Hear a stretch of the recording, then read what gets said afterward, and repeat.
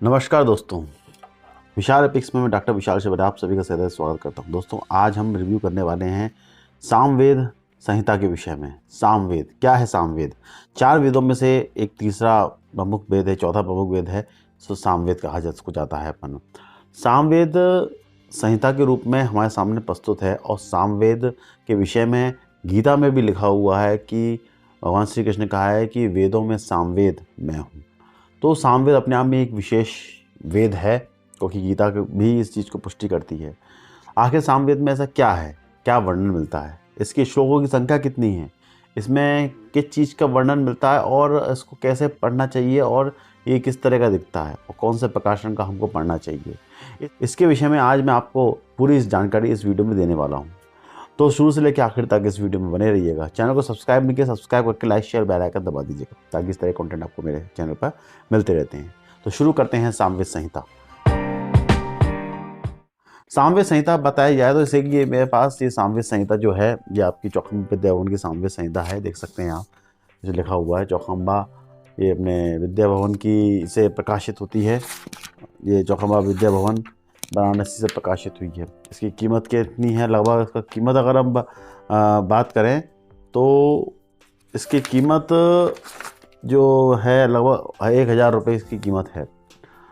तो अब इसमें जो श्लोकों की संख्या है, सामवेद के विषय में बताया गया है कि सामवेद 2 भागों में बांटा गया है, आचार और गान 2 भागों में बांटा गया है और लगभग 1875 इसमें छंद हैं, जिसमें 75 छंदों को छोड़ दिया जाए तो 1875 छंद हैं। बाकी 1504 जो श्लोक हैं ऋग्वेद के ही हैं, कहते हैं ऋग्वेद के समावेश इसमें किया गया है। तो ये सामवेद में विशेष रूप से अपन को देखने को मिलता है।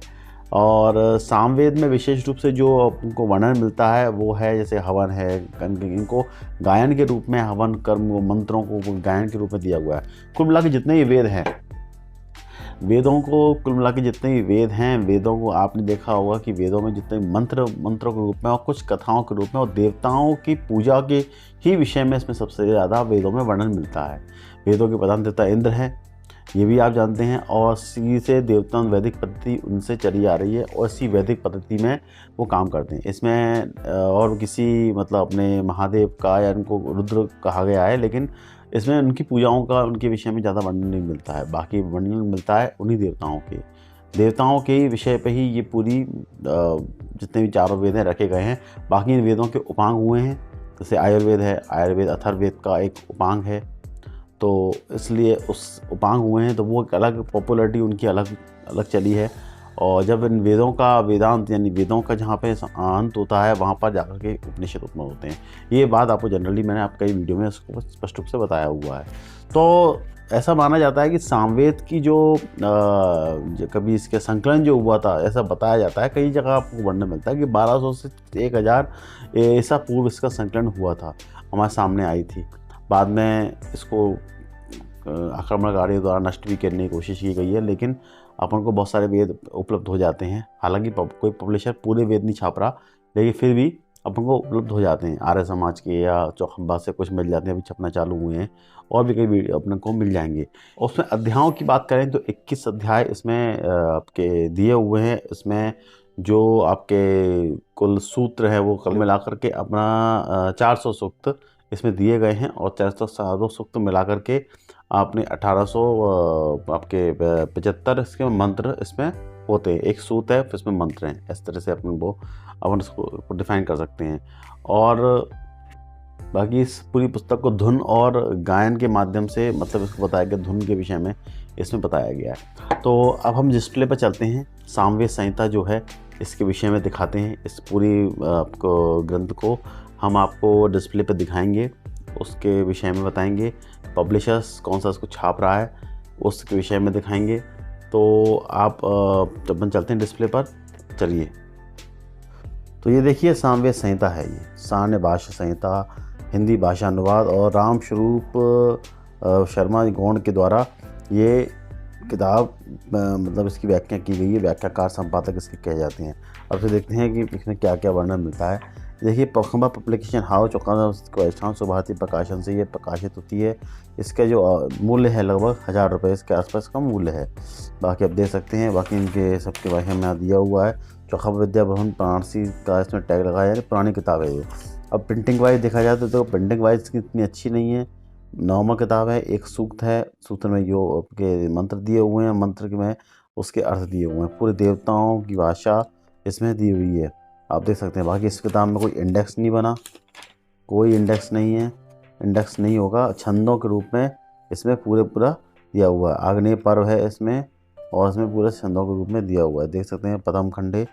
अब इस किताब को आपको ऐसे ही पढ़ना पड़ेगा बिना किसी इंडेक्स के, क्योंकि इसमें 2 भागों में कैसे डिवाइड किया गया है वो थोड़ा सा पढ़ने के बाद ही आपको समझ में आएगा। बाकी किताब देखा जाए तो ये पूरा अपना जो सामवेद संहिता है प्रॉपर बहुत बड़ा है। एक बार इसको जो पढ़ना चाहते हैं पढ़ सकते हैं, और इसमें कुछ जो भी आप रिसर्च करना चाहते हैं वो रिसर्च कर सकते हैं। तो वेदों में प्रॉपर तरीके से दिया हुआ है, और पीछे इनके पूरे किताबों की लिस्ट है वो यहाँ पर दी हुई है। चौखंबा विद्या भवन इनकी वेबसाइट भी है, चौखंबा विद्या भवन yahoo.com पे इसकी अपना वेबसाइट के बाद इनका ये ईमेल आईडी है, आप इनसे आपके बात संपर्क कर सकते हैं, मंगा सकते हैं। तो दोस्तों देखा आपने कि मैंने आपको पूरा सामवेद संहिता के विषय में मैंने आपको चीज़ें बताई। और भी पब्लिकेशंस हैं जो सामवेद संहिता को निकालते हैं सामने, आपको कई पब्लिशर दिखाते हैं, उन चीज़ों को आपको मिल भी जाती है। मैंने आप कई वेदों के अपने रिव्यू में इसके विषय में कई बातें बताई। आर्य समाज का भी सामवेद संहिता आता है।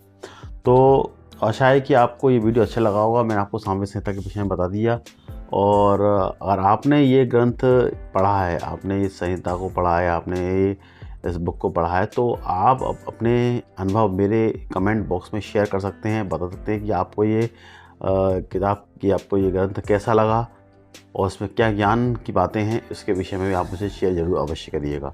तो इसी के साथ दोस्तों मैं इस वीडियो को विराम देता हूँ, मिलता हूँ अगले वीडियो में। धन्यवाद।